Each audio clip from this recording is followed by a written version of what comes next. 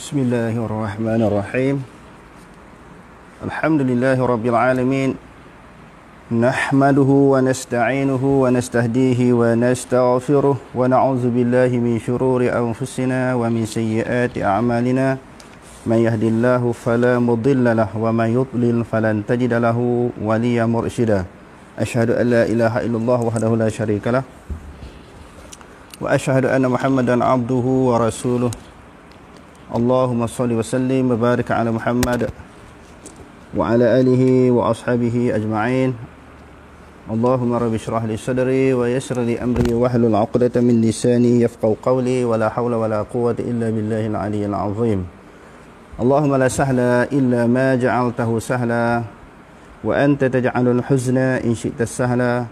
Rabbi yassir wa la tu'assir wa atmim bil khair, amma ba'd. Alhamdulillah, bersyukur kepada Allah Subhanahu Wa Taala. Dalam kesempatan ini kita nak membahaskan masalah isu atau bab tawassul.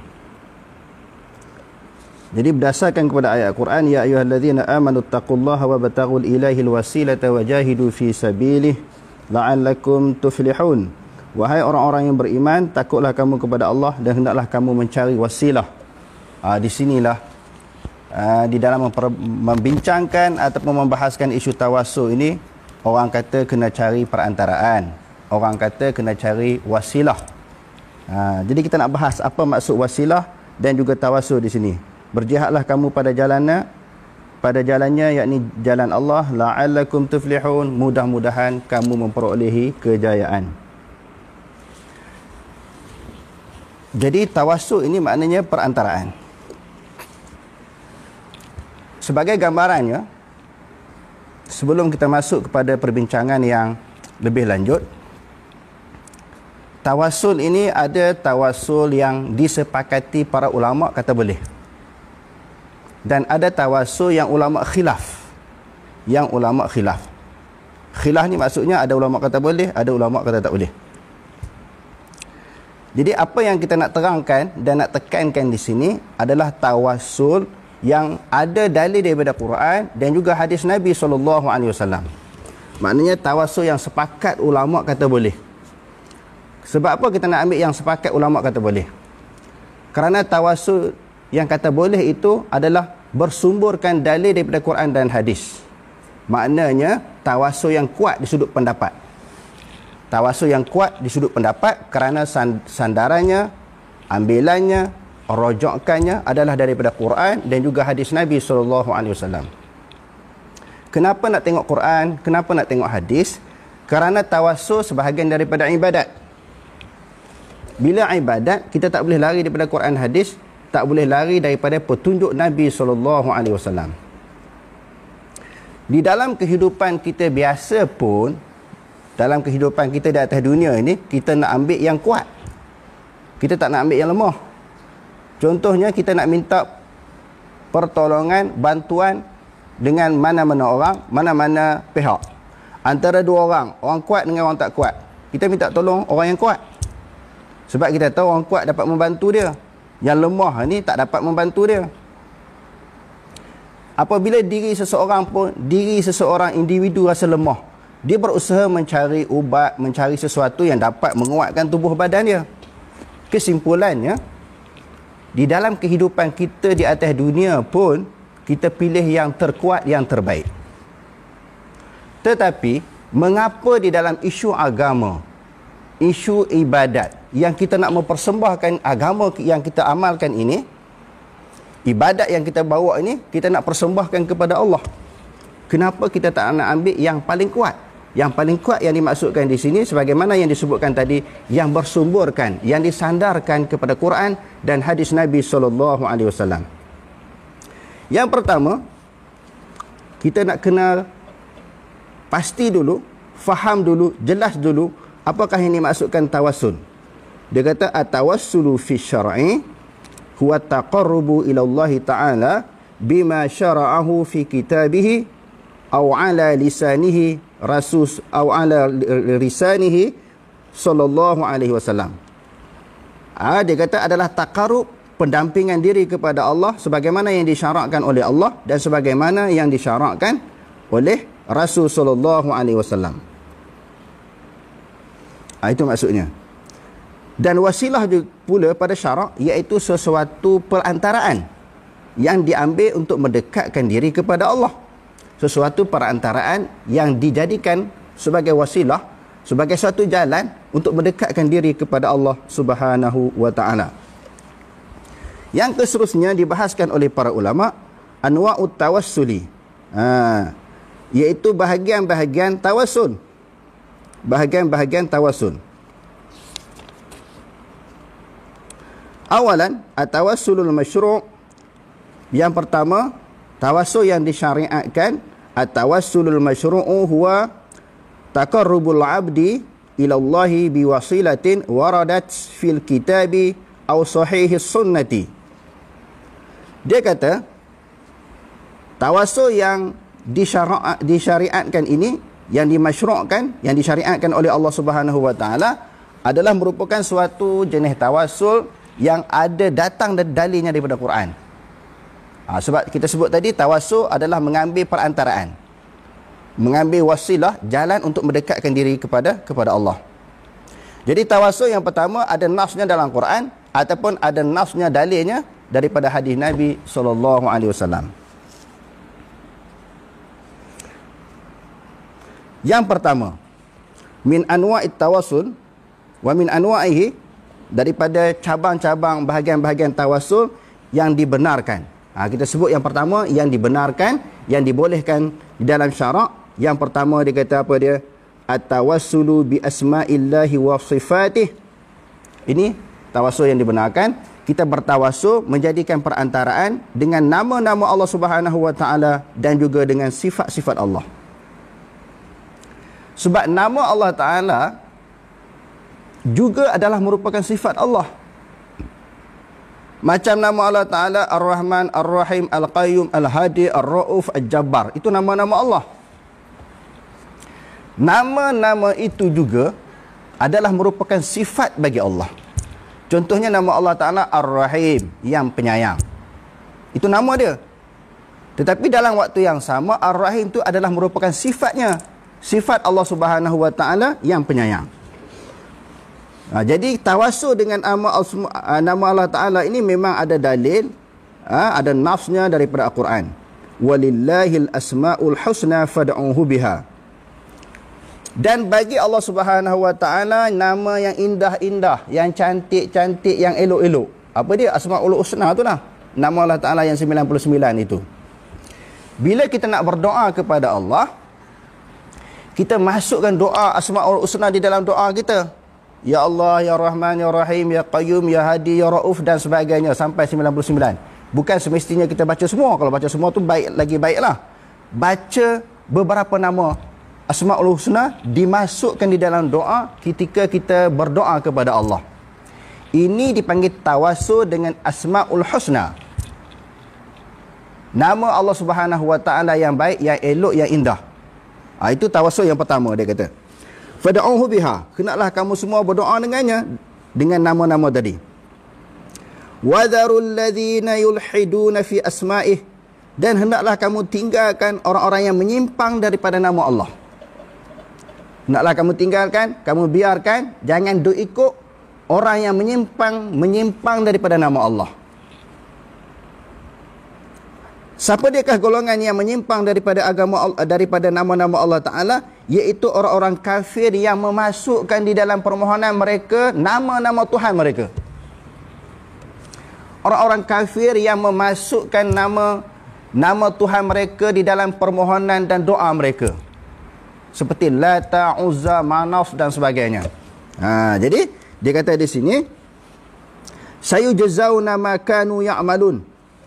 Mereka akan dibalas, akan diberi hukuman, akan disiksa oleh Allah Subhanahu wa taala dengan apa yang mereka buat.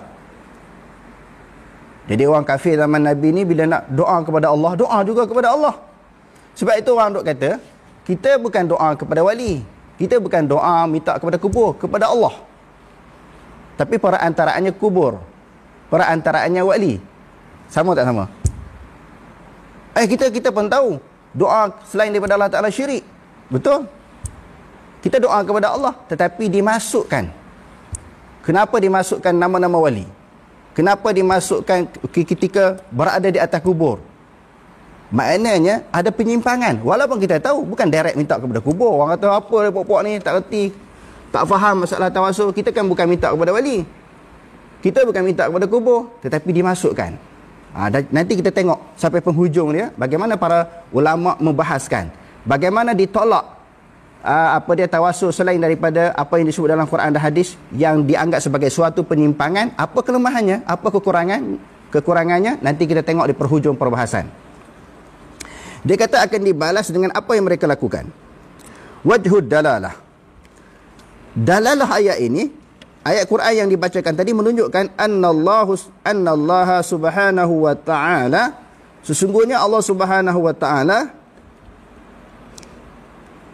amarana an nad'uhu mutawassilina bi asma'ihil husna, memerintahkan kita supaya kita berdoa kepadanya di dalam keadaan kita bertawassul dengan nama-namanya. Wa asma'uhu subhanahu mutadadminatun li sifatihi. Nama-nama Asma'ul Husna juga adalah merupakan sifat Allah. Sebagaimana yang disebutkan tadi, nama dia secara langsung adalah merupakan sifatnya. Jadi bagaimana? Sebagai contoh, bila kita nak berdoa dengan memasukkan nama Allah Ta'ala, tadi pun dah kita sebut sikit. Kita baca dalam doa, Allahumma inni as'aluka bi asma'ikal husna wa sifatihil ula an tu'tiyani kadha atau tadfa'a anni kadha. Ya Allah, aku bermohon kepadamu dengan nama-namamu Asma'ul Husna dan juga sifat kamu yang maha tinggi, engkau mengurniakan aku sesuatu, ataupun menolakkan daripada aku sesuatu bala. Maka itu di antara contoh dan bentuk kita berdoa dengan memasukkan Asma'ul Husna. Ataupun kita berkata, Allahumma inni as'aluka bi annaka antar rahmanur rahimu al-latiful khabiru an tu'afiyani. Ataupun kita baca macam tu, ya Allah, aku berdoa kepada engkau bahawa sesungguhnya engkau maha rahman, maha rahim, maha latif, maha khabir, supaya engkau afiatkan aku, sembuhkan aku. Ataupun kita berdoa dengan menyebut Allahumma inni as'aluka bi rahmatika allati wasi'at kulla syai' an tarhamani wa taghfira li. Itu doanya. Ya Allah, ya Tuhanku, dengan rahmat engkau, yang mana rahmat engkau ini, kasih sayang engkau mengatasi segala sesuatu. Allah Ta'ala ada rahmat, Allah Ta'ala ada kemurkaan marah, tetapi rahmat, kasih sayang Allah Subhanahu wa Ta'ala melebihi kemurkaan Allah. Jadi kita masukkan nama-nama Allah Subhanahu wa Ta'ala di dalam doa kita. Dan itu berdasarkan kepada dalil daripada Quran dan daripada hadis Nabi SAW. Sebagaimana hadis yang diriwayatkan oleh Imam Malik radhiyallahu an, kana Rasulullah sallallahu alaihi wasallam, adalah Rasulullah sallallahu alaihi wasallam, idza karabahu amrun yaqulu, apabila ditimpa Rasulullah sendiri, apabila ditimpa kesulitan ataupun kepayahan, dia berdoa kepada Allah, ya hayyu ya qayyum bi rahmatika astaghits. Hadis yang diriwayatkan oleh Imam Tirmizi. Hadis yang diriwayatkan oleh Imam Tirmizi. Itu tawasul yang pertama yang dibenarkan dalam syarak, yang ada nas daripada Quran dan hadis Nabi, iaitu tawasul dengan nama-nama Allah. Tawasul yang kedua yang dibenarkan, ats-tsaniyu at-tawassulu bil a'malis salihah, iaitu tawasul dengan amalan-amalan yang baik. Kita pernah melakukan amalan-amalan yang baik. Bila kita ditimpa kesusahan ataupun penderitaan, kita sebut kepada Allah Ta'ala dengan amalan-amalan yang baik itu di dalam doa kita. Sama ada amalan-amalan yang baik, dia kata amalan-amalan yang baik, ataupun dengan keimanan kita kepada Allah. Iman juga adalah sebahagian daripada bentuk amalan. Wa huwa tawassulu ila Allah Ta'ala bil imani bihi wa ta'atih, dengan keimanan kepada Allah dan ketaatan kepadanya. Wa yadkhulu fi dhalika kullu amalin qama bihi al-'abdu biqalbihi aw lisanihi aw jawarihihi khaufan min Allah aw raja'an lahu wahdahu lidafi'in akhar. Bukan kita minta yang lain daripada Allah Ta'ala yang dapat menolak kemudaratan kita. Maknanya tawasul yang kedua dengan amalan yang soleh, yang kita sebut kepada Allah Subhanahu wa taala, sesuatu amalan kita di dalam doa yang kita lakukan.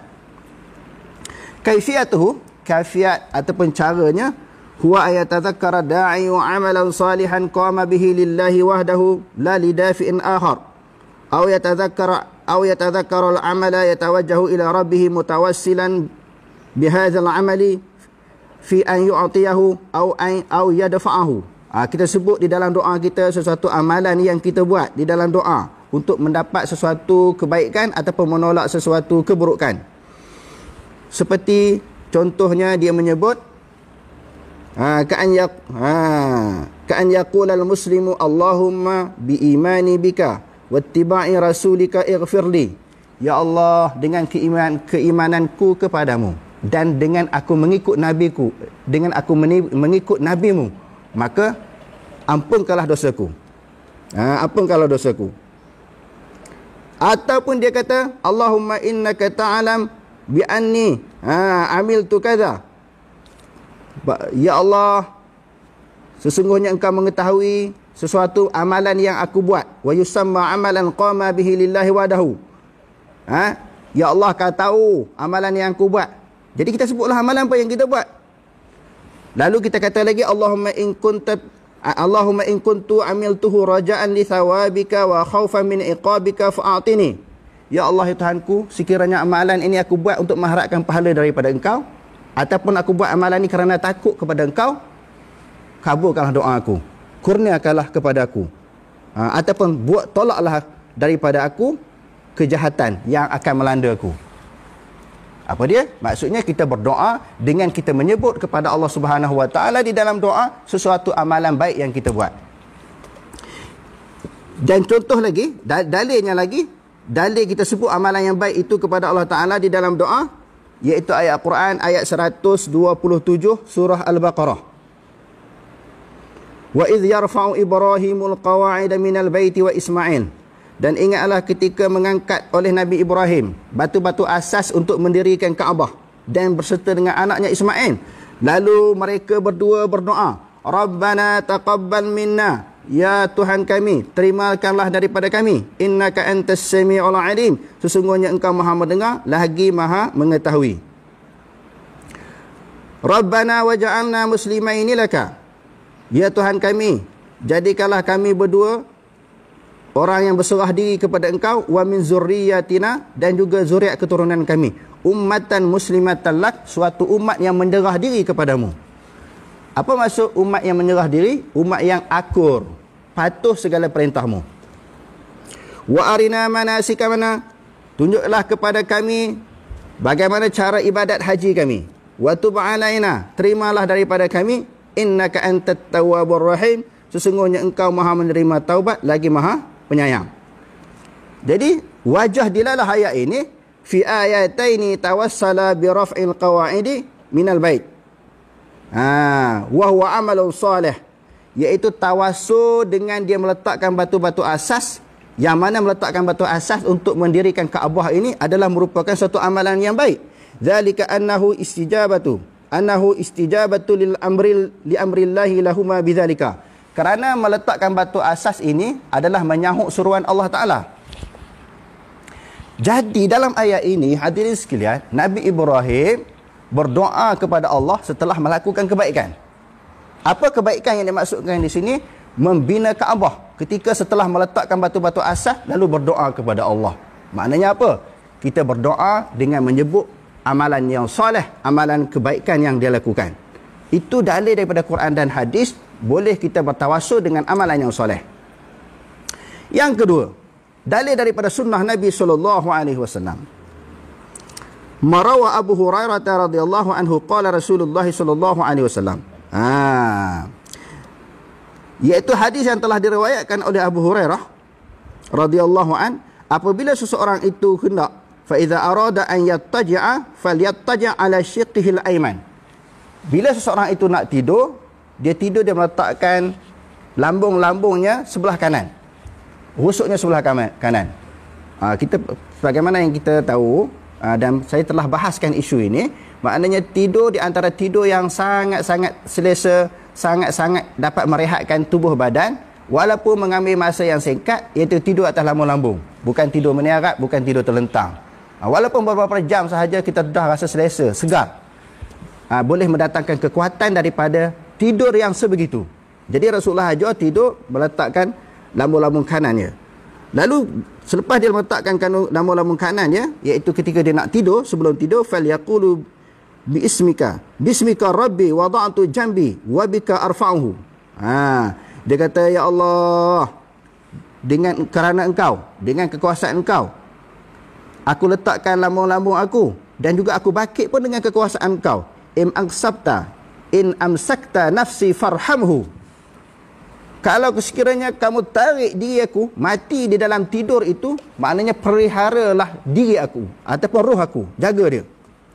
Wa in arsaltaha fasfazha. Kalau sekiranya kamu lepas balik, kau awasilah dia supaya roh yang masuk dalam badan ni yang boleh hidup semula, maka jangan jadi dia melanggar perintah dan arahanmu. Sebab sebahagian manusia dimatikan oleh Allah Subhanahu Wa Taala dalam tidur. Kalau mati pun rahmatilah dia. Kalau hidup pun maknanya peliharalah dia. Dia kata fasfazha bima tahfazu bihi ibadaka salihin. Kalau kau hidupkan roh aku kembali, maknanya tak mati dalam tidur, jagalah, peliharalah sebagaimana engkau menjaga orang-orang soleh yang lain.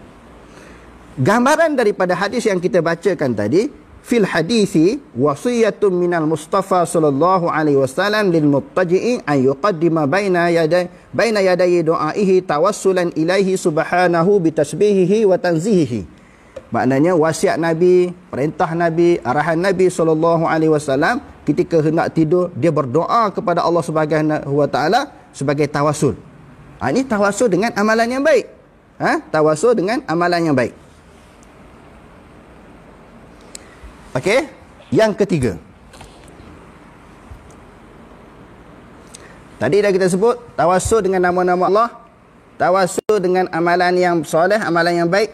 Yang ketiga, tawassul yang dibenarkan juga, at-tawassulu ilallahi bidu'a'il salihil hayy. Bertawassul kepada Allah Subhanahu Wa Taala dengan doa orang yang soleh yang masih hidup. Doa orang yang soleh yang masih hidup. Wa huwa tawassulul muslimi alladhi waqa'a fi dhaikin aw halat bihi musibatun bi du'a'i insanin yazharu alaihi as-salahu wat taqwa. Doa minta doa daripada orang yang soleh ini dikata tawassul seorang muslim yang berlaku bila dia berlaku kesempitan. Dia mari kesempitan, kesusahan, musibah kepada dia minta orang soleh tolong doa.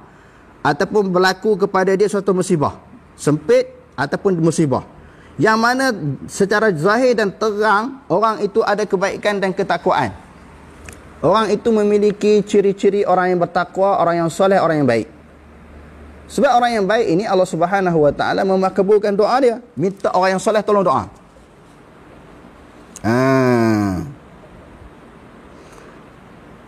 Kerana apa dia kata di sini? Ka'an yazhabal muslimu alladhi halat bihi musibatun wa alima min nafsihi tafrid. Yang dia tahu dia banyak kelalaian. Fi jambillahi ila rajulin ya'taqidu fihi salah. Dia kata. Fihi salah. Kita baca dengan salah. Yang tu yang paling tepat. Salah. As-salah maknanya kebaikan. Maknanya di sini yang dia sedar dalam keadaan diri dia banyak kelalaian, banyak kelemahan, banyak kekurangan. Dia pergi jumpa lah orang yang dia nampak di satu tempat itu orang yang soleh, zahir kesolehannya itu, dia sudut amalan, ketakwaannya, baiknya. Dia suruh orang ni berdoa kepada Allah Subhanahu Wa Taala. Dia suruh orang ni doa. Maknanya tawassul suruh dia doa kepada Allah. Hakikatnya juga maknanya kita menyerah supaya dimakbulkan doa itu oleh Allah Subhanahu Wa Taala. Yang ni juga adalah diharuskan. Bila minta doa kepada orang yang soleh ini, doa daripada orang yang soleh ini diharuskan sama ada bagi orang yang tinggi ataupun orang yang rendah. Sama ada orang yang tinggi kepada orang yang rendah. Okey, contohnya dia kata apa? Orang yang tinggi kepada orang yang rendah ni pada orang yang ulama doa kepada orang yang awam macam kita. Ulama, orang yang soleh, Orang yang baik doa kepada orang yang biasa, orang awam. Ini dipanggil doa orang yang tinggi kepada yang rendah. Ada doa orang yang rendah kepada yang tinggi pun tak apa juga, boleh juga. Maknanya orang awam tolong doa kebaikan kepada orang-orang yang alim, kepada orang-orang yang baik, orang-orang yang soleh. Kedua-dua ini diharuskan.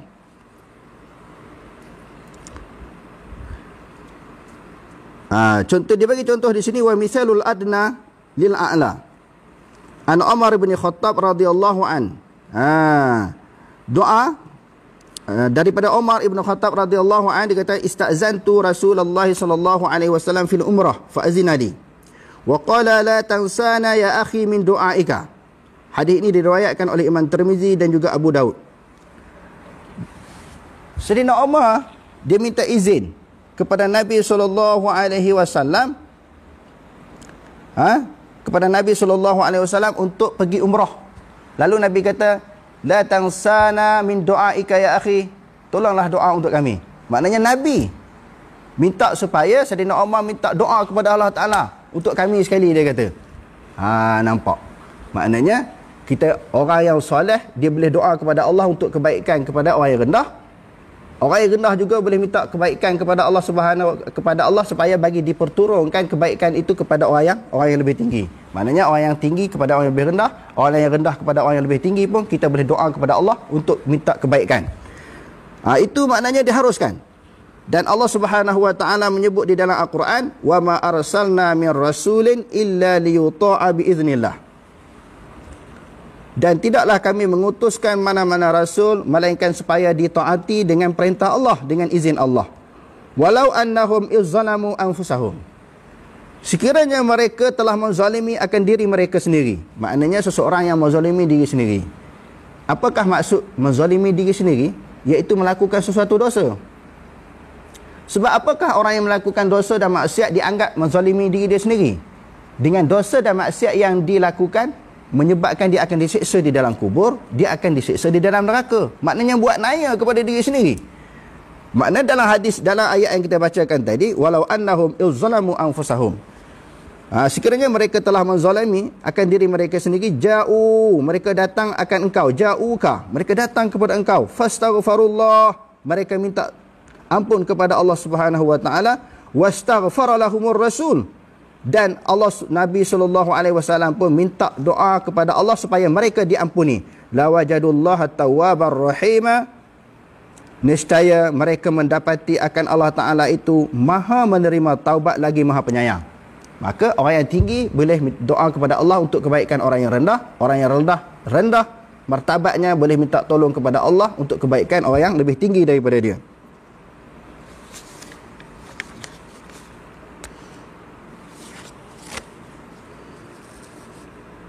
Okey, yang seterusnya. Yang keempat, tawassul yang dibenarkan yang keempat. At-tawassulu ila Allah bi zikril hal. Tawassul kepada Allah Subhanahu wa taala dengan menyebut hal, keadaan. Keadaan kebaikan yang dia buat. Dia semacam doa menyebut tentang amalan-amalan yang soleh, tetapi tak sama sebenarnya. Semacam sahaja. Tadi kita sebut yang pertama boleh kita doa dengan Asmaul Husna kan. Lepas tu kita sebut apa dia tentang amalan-amalan yang soleh. Yang ketiga doa orang yang soleh. Yang keempat sebut keadaan, suasana pengalaman kita pernah buat baik. Dia bukan merupakan satu amalan khusus seperti kita sembahyang, baca Quran, berdoa, berzikir, tak. Kita sebut keadaan, suasana, pengalaman kebaikan yang pernah kita lakukan. Jadi kita sebut di dalam doa. Ini dipanggil apa dia? Zikrul hal. Atawassulu ila Allah bi zikril hal wa huwa an yatawassala ila Allah. Seseorang itu bertawassul kepada Allah Taala bi zikril halid da'il al-mubayyinati liittirarihi wa hajatihi. Iaitu orang yang berdoa, dia menerangkan ketika dia berada di dalam kesulitan dan ketika dia berada di dalam hajat. Sebagaimana contohnya tawassala Musa alaihi salam bi zikril halihi ba'da an saqal lil mar'ataini mimma Madyan. Dia kata bi zikri halihi ba'da an saqal lil mar'ataini mimma Madyan. Setelah sebagaimana telah bertawassul Nabi Musa alaihi salam dengan dia menyebut hal keadaan dia setelah dia memberi minum akan dua orang perempuan. Memberi minum di sini memberi minum binatang yang dipelihara oleh dua orang perempuan, iaitu anak kepada Nabi Syuaib alaihi salam. Ai ataupun perigi yang berada di negeri Madian. Kisah ini Allah Subhanahu wa taala sebut di dalam Al-Quran. Wa qala ta'ala an Musa alaihi salam fasaqa lahumā. Lalu telah memberi minumlah bagi mereka berdua, iaitu wanita tadi, anak Nabi Syuaib. Summa tawalla, kemudian dia berpaling, beredar. Berpaling dengan makna beredar ila zilli, di bawah tempat teduh. Faqala rabbi inni, lalu Nabi Musa berkata, rabbi inni lima anzalta ilayya min khairin faqir. Wahai Tuhanku, sesungguhnya apa yang engkau turunkan kepada aku daripada kebaikan yang sangat memerlukan, yang aku sangat memerlukan, iaitu faqirun. Faqirun ni maknanya sangat memerlukan. Nabi Musa kan dia lari daripada buruan Firaun daripada Mesir. Lalu dia minta perlindungan. Dia minta perlindungan. Dia minta perlindungan kepada Allah Subhanahu wa taala supaya ada mana-mana pihak, ada mana-mana individu memberi perlindungan kepadanya. Setelah dia menuang air kepada dua orang anak Nabi Syuaib, lalu dia berdoa kepada Allah Subhanahu wa taala. Di sini dipanggil berdoa dengan menyebut hal, keadaan, perbuatan dia yang telah dilakukan, iaitu perbuatan yang baik. Dia kata, ayat yang kita bacakan tadi, anna fil ayati bayanun anna Musa alaihi salam ba'da an saqalil mar'ati tawalla ila dhilli summa tawajjaha ila rabbih. Setelah dia beri minum dua orang perempuan tadi dan dia berteduh dan dia berdoa kepada Tuhannya, mubayyinan, hal keadaannya menerangkan iftiqarahu, dia sangat berhajat lil khairi, kebaikan, alladhi yasuquhu ilaihi. Dia sedang berhajat, berada di dalam suasana yang sangat genting, sangat berhajat kepada bantuan. Wa hadha su'alun minhu bihalihi. Ini permintaan doa kepada Allah Ta'ala dengan keadaannya, dengan suasana keadaan hal dia menolong dua orang perempuan tadi. Wa qad istajaba Allahu du'aahu. Lalu Allah Subhanahu wa taala memperkenankan doanya. Qala ta'ala faja'athul ihdahuma. Lalu datanglah anak Nabi Syuaib ini, salah seorang daripada dua wanita yang dia bagi minum tadi, tamshi 'ala istihya, berjalan di dalam keadaan malu. Orang perempuan ni dia kena ada malu lah, sebagaimana anak Nabi Syuaib berjalan daripada dalam suasana keadaan dia malu. Kalau orang perempuan tak ada malu, salah satu daripada ciri-ciri keperempuanan tu dah tak ada. Macam orang duk buat video kan, ke sana ke sini, ke sana ke sini, dia duk melompat-lompat. Alangkah lebih malangnya dia buat dalam keadaan, kadang-kadang ada yang tak menutup aurat, kadang-kadang dia menutup aurat pakai tudung labur, dia duk menari. Maknanya dia tak ada sifat ataupun ciri-ciri keperempuanan. Tengok anak Nabi Syuaib ini berjalan dalam keadaan malu. Dia malu. Dia kata, qalat inna abi, sesungguhnya ayahku, yad'uka, panggil engkau, liyajziyaka ajra ma saqaita lana, nak bagi balasan upah apa yang kau bagi minum kepada kami. Apa yang kau bagi minum kepada kami. Apa yang diupah oleh Nabi Syuaib kepada Nabi Musa AS, iaitu dengan dia mengahwinkan salah seorang daripada anak dia. Masa tu Nabi Musa bujang lagi. Maknanya orang bujang ni hadiah, anugerah, ganjaran yang paling besar bagi kahwin tu. Maknanya besarlah satu ganjarannya. Hebatlah, satu anugerah yang tidak ternilai lah bagi orang yang bujang ni, sebab sangat-sangat memerlukan. Lalu dalam ayat ini menceritakan bahawa Nabi Syuaib AS memberi hadiah, ganjaran hasil daripada pertolongan yang telah disumbangkan oleh Nabi Musa AS. Jadi cerita ini tuan-tuan nak menceritakan bahawa Nabi Musa AS dia berdoa kepada Allah Subhanahu wa taala yang dikira sebagai suatu wasilah ataupun tawassul dengan dia menyebut amalan pengalaman perbuatan dia yang baik. Perbuatan yang baik. Tadi kita kata amalan kan? Amalan yang baik. Ini perbuatan yang baik. Ini adalah merupakan tawassul yang sepakat ulama kata boleh. Selain daripada 4 tawassul tadi, ulama khilaf. Jadi bila khilaf tu benda tu dah tak kuat. Hak sepakat ambil yang ni. Tapi yang ni yang paling kuat dan disertakan dengan dalil. disertakan dengan dalil. Okey. Bagi ulama-ulama yang kata haram pula tawasul yang ada khilaf tadi, ada yang selain pada 4 yang tadi, ada khilaf. Di dalam masalah khilaf itu, sebahagian ulama kata haram. Contohnya doa kepada kita tawasul kepada kubur ke, kepada wali ke yang telah meninggal dunia, orang yang soleh yang telah meninggal dunia, sebagaimana yang berlaku di sebahagian daripada negara ataupun tempat-tempat yang tertentu, pergi ke kubur wali orang yang mati dengan alasan bahawa dia ni orang yang baik, sebagai suatu perantaraan. Kami bukan doa kepada kubur, kami bukan doa kepada wali, kepada orang yang mati ni, kepada Habib dan sebagainya. Tak, kami doa kepada Allah, cuma minta syafaat dia. Nampak? Cuma sebagai suatu syafaat lah, sebagai bantal, sebagai satu wasilah. Kami tak doa kat dia, kami pun tahu benda ni syirik, benda ni tak boleh. Kita tengok pun begitu, sebahagian dari besar daripada kalangan ulama kata haram tu sebab apa? Kita tengok di sini.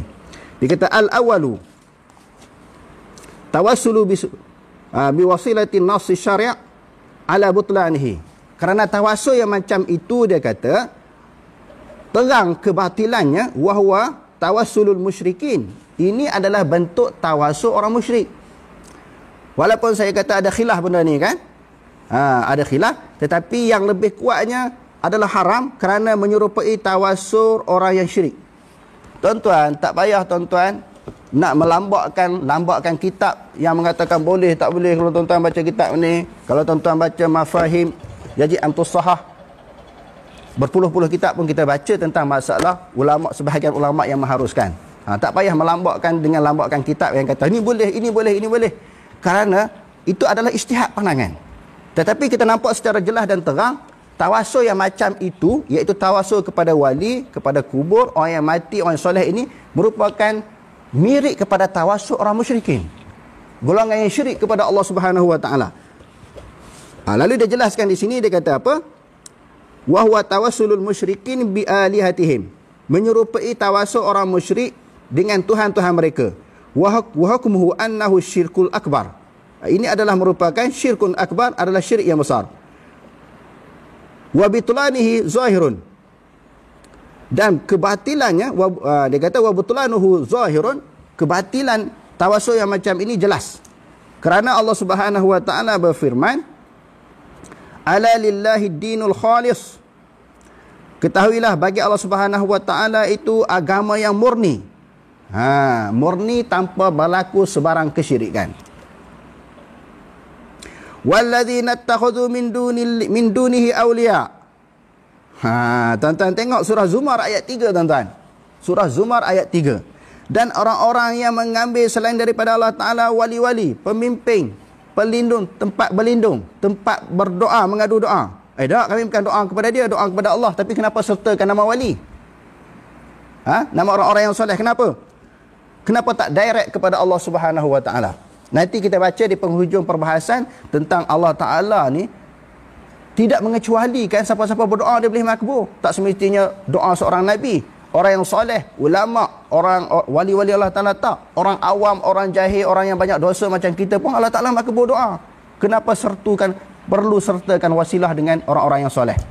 Setelah orang soleh itu meninggal dunia, kenapa perlu pergi ke kubur? Jadi kita akan bahas perkara tersebut tentang Allah Subhanahu wa taala ni memakbulkan doa kepada semua individu tanpa kecuali. Tak perlu kita mengambil perantaraan. Jadi dia kata di sini, ketahuilah bahawa agama Allah Subhanahu wa agama itu adalah agama yang murni. Allah Taala itu memiliki agama yang murni. Walladzina ittakhadhu min dunillahi awliya, dan orang-orang yang menjadikan selain daripada Allah Taala itu sebagai wali-wali, tempat berlindung, tempat mereka mengambil perlindungan. Ma na'buduhum illa liyuqarribuna ila Allahi zulfa. Orang musyriki Mekah kata, kami tidaklah menyembah mereka melainkan untuk menghampirkan kami, mendekatkan diri kami kepada Allah dengan sedekat-dekatnya. Kami pun tahu berhala bukan Tuhan.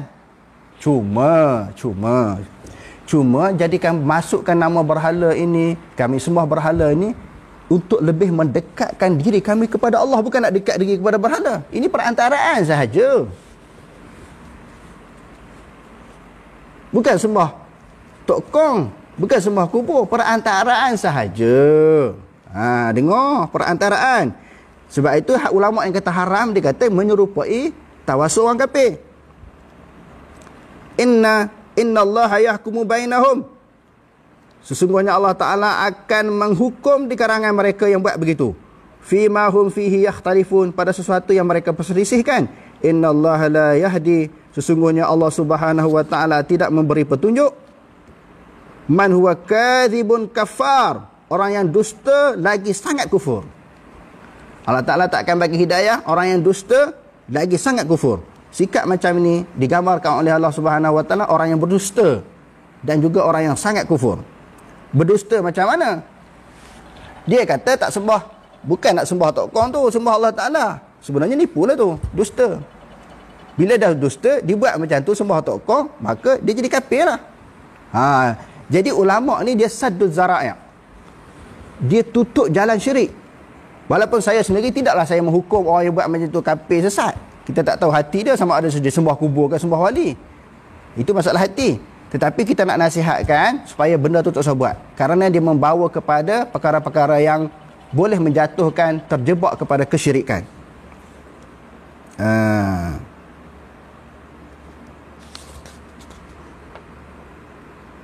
Okey. Itu maknanya dia kata di sini, bertawasul yang kita kata kepada wali, kepada kubur tadi, menyerupai maknanya ibadah orang kafir. Itu yang pertama. Yang kedua, tawasul yang diharamkan juga, ditegah oleh sebahagian ulama, at-tawassulu ila Allah bizati makhluqin, iaitu tawasul kepada Allah Subhanahu wa Ta'ala dengan zat, dengan diri sesuatu makhluk, seseorang makhluk. Seperti berkata orang yang bertawasul, Allahumma inni as'aluka binabiyyika wa la ya'ni illa zatahu. Yang dimaksudkan adalah batang tubuh Nabi SAW, an tu'tiyani kaza au tadfa'a anni kaza. Tawasul dengan zat Nabi pun sebahagian ulama mengharamkan. Apatah lagi Nabi SAW telah meninggal dunia. Yang kedua, atawassulu ila Allahi bijahi makhluqin au haqqihi wa nawhi.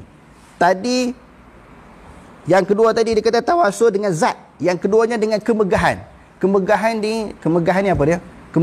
Kemegahan ni dengan jawatan dia ke, dengan kealiman dia ke, dengan kewarakan dia ke, dengan kesolehan dia ke, yang telah mati maknanya orang yang telah mati, ya, diharamkan. Itu dengan gah. Yang keseterusnya, atawajjuhu ilal mayyiti taliban minhu yad'u Allah. Maknanya tawajuh kepada orang yang mati dalam keadaan menuntut daripadanya dan berdoa kepada Allah. Kama ya'ti ilal mayyiti minal anbiya was salihin. Sebagaimana dia kata seperti seseorang yang datang kepada orang yang meninggal dunia daripada kalangan nabi ataupun orang yang soleh, laku dia berkata, salillah li, wahai Tok Syekh, doalah kepada Allah Ta'ala untukku.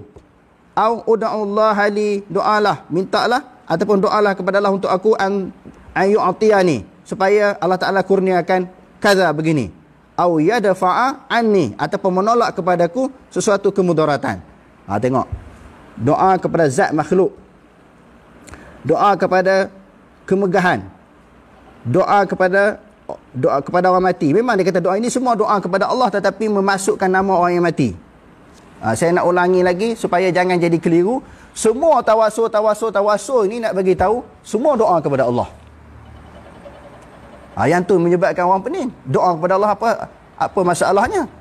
Sebab tu di dalam perbahasan tadi, maknanya bila orang tu telah mati, dia masukkan nama-nama orang yang telah mati tersebut di dalam doa.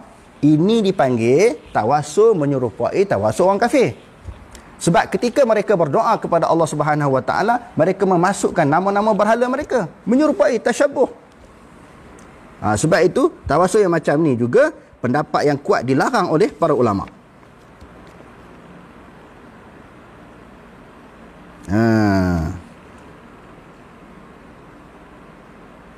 Yang ketiga, dia kata an yas'alal abdu rabbahu hajatahu muqsiman bi nabiyhi aw walihi aw bihaqqi nabiyhi aw walihi. Dalam keadaan dia bersumpah dengan nama nabi pula ataupun nama wali. Seperti dia kata, Allahumma inni aqsamtu alaika bi fulanin an taqdiya hajati. Ya Allah, sesungguhnya aku bersumpah dengan engkau, dengan si fulan, dengan nama Nabi ke ataupun dengan nama wali ke, supaya tunaikan hajatku. Yang ini juga adalah tawassul yang ditegah di dalam agama berdasarkan pendapat-pendapat ulama yang kuat. Okey.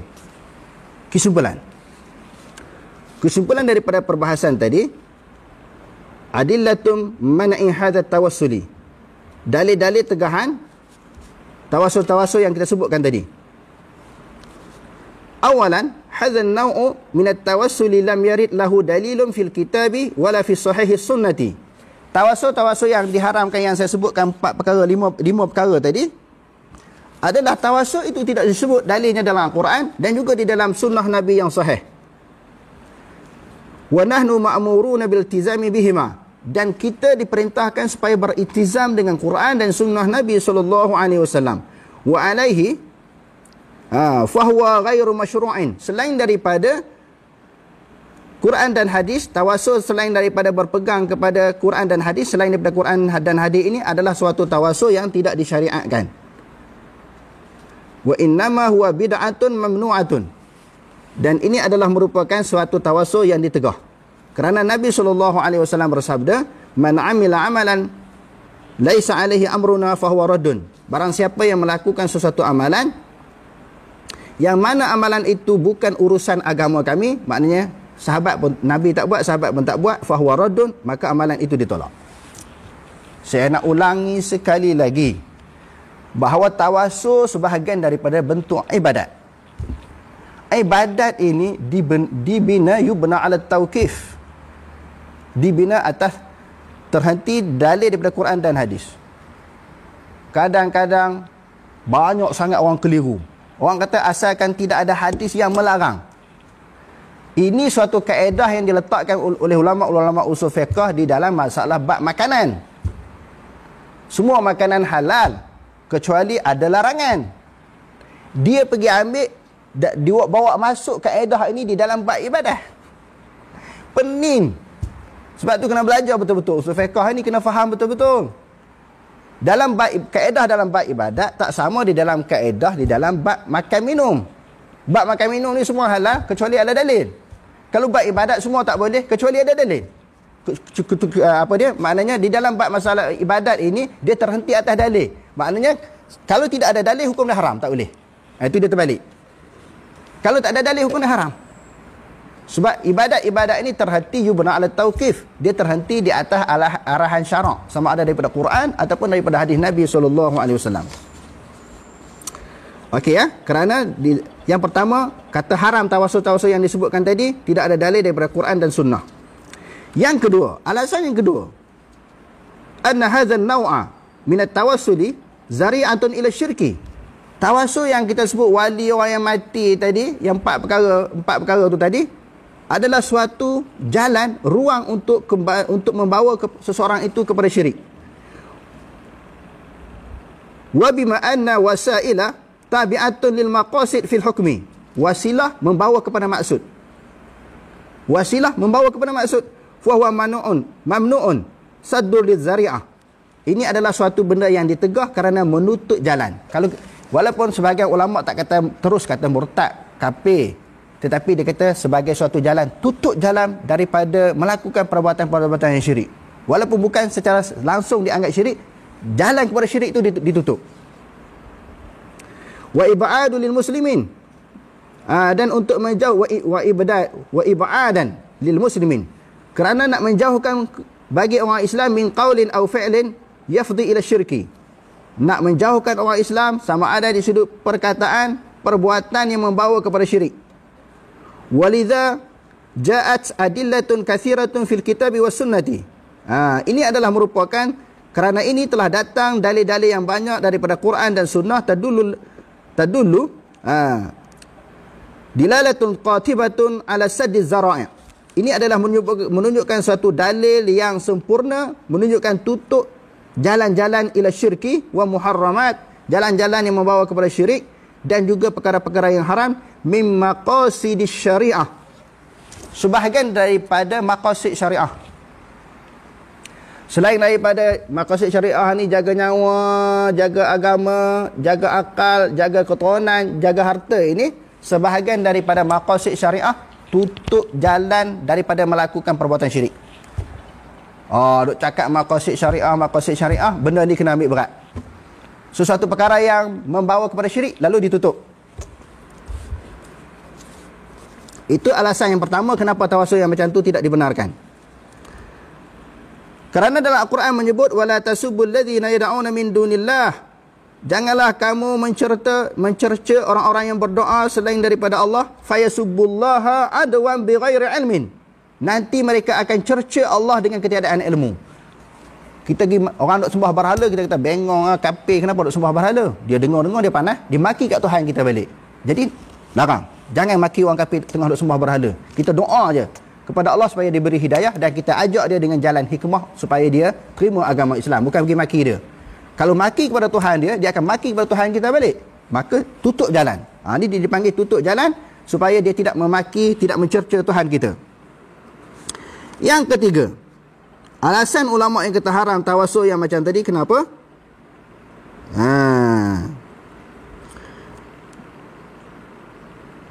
Dia kata fi syibhun yatawassalul musyrikin bi alihatihim. Tadi kita sebut tadi, maknanya menyerupai orang kafir ketika mereka berdoa dengan menamakan, menyertakan nama Tuhan-Tuhan mereka di dalam doa.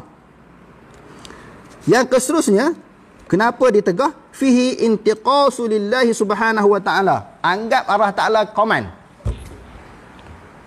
Dia menganggap Allah Ta'ala komen kerana perlu sertakan nama wali di dalam doa. Nama sesuatu orang yang soleh di dalam doa, sesuatu syekh di dalam doa, seseorang ulama di dalam doa. Kenapa tak terus kepada Allah? Seolah-olah dia menganggap Allah Ta'ala itu komen, Allah Ta'ala itu rendah, Allah Ta'ala itu kurang. Dia tak boleh direct langsung kepada Allah Ta'ala. Tengok bahaya. Dia tak rasa. Memanglah kita duk tengok dia duk menari. Ada orang banyak lah kita duk tengok kan. Kalau saya sebut tempat nanti orang marah lah. Dia pergi ke kubur duk menari, duk menangis-nangis, menjerit-menjerit. Di rumah dia kenapa dia tak menangis? Seorang-seorang kenapa dia tak menangis? Dalam hadis yang diriwayatkan oleh Imam Bukhari, doa yang paling baik ketika berada keseorangan lalu dia mengadu kepada Allah Ta'ala. Khaliyan fafadat ainahu, duduk keadaan berzikir seorang-seorang dan dia mengalirkan air mata dia. Maka golongan ini adalah merupakan salah satu golongan yang mendapat naungan Allah Ta'ala di akhirat nanti. Duduk menangis kat kubur. Mereka jawab, kami bukan doa kepada kubur, doa kepada Allah. Bukan doa kepada wali, doa kepada Allah. Tapi masuk tak tadi? Kenapa perlu pergi ke kubur? Ada pun orang pergi ke kubur berdoa kepada Allah untuk kerahmatan kepada penghuni-penghuni kubur, itu memang disyariatkan. Sebab disebut dalam hadis kan, bila pergi ke kubur tu doa. Doa kepada Allah untuk kebaikan si mati. Nampak? Dia kata membawa kepada perkara-perkara yang kufur. Dan Allah Subhanahu wa taala berfirman di dalam Al-Quran, wa idza sa'alaka ibadi. Tadi kalau dia menyertakan nama orang yang mati di dalam doa, dia menganggap seolah-olah dia menganggap Allah Taala itu lemah, tanpa memasukkan nama wali, nama orang yang soleh, seolah-olah Allah Taala tidak memperkenankan doa dia. Kita tengok tuan-tuan hadirin sekalian, Allah Taala berfirman di dalam Al-Quran, wa idza sa'alaka ibadi anni fa inni qarib. Apabila telah bertanya akan engkau oleh hamba-hambaku tentang aku, jawab kepada mereka fa inni qarib, aku hampir, tanpa perlu perantaraan. Ujibu da'watad da'i, aku memperkenankan doa orang yang berdoa. Iza da'ani, apabila dia berdoa kepada aku, tanpa perlu kepada wasilah. Falyastajibu li, maka hendaklah dia memperkenankan bagiku. Syarat Allah Ta'ala nak memperkenankan doa, falyastajibu li, dia tunduk patuh kepada perintah arahanku. Kalau dia pun ketika terdesak, ketika sulit, ketika susah baru cari Allah Ta'ala, lambatlah sikit Allah Ta'ala nak bagi. Senang susah kena cari Allah Ta'ala. Sentiasa mendampingi diri kepada Allah. Wal yu'minu bi, sentiasa beriman kepadaku. La'allahum yarshudun, semoga mudah-mudahan mereka diberi petunjuk. Dalam ayat yang lain kata, rapatnya Allah Subhanahu wa taala dengan hamba-hambanya sebagaimana urat tengkuk, urat leher hampir kepada tuan dia. Macam tu, di sudut ilmu Allah Ta'ala, di sudut pengetahuan Allah Ta'ala, terlalu hampir dengan hamba-hambanya, tanpa perlu kepada perantaraan. Di dalam ayat yang lain Allah Subhanahu wa taala berfirman sebagai mengingkari perbuatan yang dilakukan oleh orang-orang kafir. Ar-rabi' fi anna hadha an-naw'i min at-tawassuli du'a'u mayyitin walidhalika 'inda at-tawassuli bi du'a'il mayyiti wa qad warada an-nahyu anhu wal wa'idu 'alaihi idh huwa syirkun aw zari'atun lisyirki. Kerana ini membawa kepada syirik, membawa kepada menyekutukan Allah. Allah Subhanahu wa taala telah berfirman, "Walladzina tad'u min dunihi ma yamliku min qitmir." Dan orang-orang yang berdoa selain daripada Allah Subhanahu wa taala, berhala-berhala yang mereka minta itu ma yamliku min qitmir, tidak memiliki daripada qitmir. Qitmir di sini maknanya kishrah. Qitmir maknanya kishrah. Antara buah kurma dengan biji dia dipanggil selaput. Macam orang kita selaput ni sangat benda yang sangat tipis. Macam selaput bawang, selaput kurma tadi dia sangat nipis. Selaput itu pun berhala-berhala tak boleh nak buat. Bukan nak buat biji kurma, bukan nak buat buah kurma, selaput kurma pun dia tak boleh nak buat. Kenapa duk sembah? Tadi kita sebut sini bukan sembah terus dianggap secara menganggap berhala itu Tuhan, tak. Dimasukkan nama-nama berhala untuk berdoa kepada Allah Taala. Illa liyuqarribuna ila Allahi zulfa. Kami tidak sembah berhala, tetapi kami sebutkan nama berhala itu sebenarnya kalau andai kata kami sembah pun bukan hakikat dan realiti kami menganggap dia sebagai Tuhan, tak. Kami tetap menganggap Allah Taala sebagai Tuhan, tetapi dengan berhala ini, dengan perabdian kami masukkan nama berhala dan sembah berhala ini bukan sembah berhala di sudut hakikat. Di sudut hakikatnya nak mendekatkan kami illa liyuqarribuna ila Allahi zulfa. Nak mendekatkan kami kepada Allah. Kami tak anggap pun berhala sebagai Tuhan. Sama tak? Menyerupai tasyabuh amalan, perbuatan orang-orang yang kufur kepada Allah Ta'ala. Jadi dia kata, orang-orang yang berdoa selain daripada Allah Ta'ala, mereka tidak mampu menjadikan kitmir. Selaput kurma pun mereka tak boleh buat. Macam mana nak memakbulkan doa? Ataupun bagaimana mereka nak menolak sesuatu kemudaratan? In tad'uhum la yasma'una du'aakum. Kalau kamu berdoa kepada mereka, dia tidak akan mendengari akan doa kamu. In tad'uhum, jika sekiranya kamu suruh mereka, la yasma'una du'aakum. Mereka tidak akan mendengar akan doa kamu. Walau sami'u mastajabu lakum. Kalau dengar pun mereka tak boleh memperkenankan. Okey, secara kesimpulan, hadirin sekalian, dalam perbahasan yang ringkas ini, walaupun saya tak kemukakan lambakan kitab, padan dengan dalil Quran hadis. Walaupun di dalam masalah tawasul ni perbahasan yang banyak. Cuma kita nak ambil tawasul yang ada nafs. Saya nak ulangi, sebab apa nak kena ada dalil pada Quran hadis? Kalau Nabi tak buat, sahabat tak buat, tak usah duk buat. Kerana tawasul sebahagian daripada ibadah. Ibadah dia dibina di atas terhentinya dalil syarak Quran dan hadis Nabi. Dan yang kedua, saya nak ulangi sekali lagi, tawasul hak kata khilaf itu dia menyerupai doa orang kafir.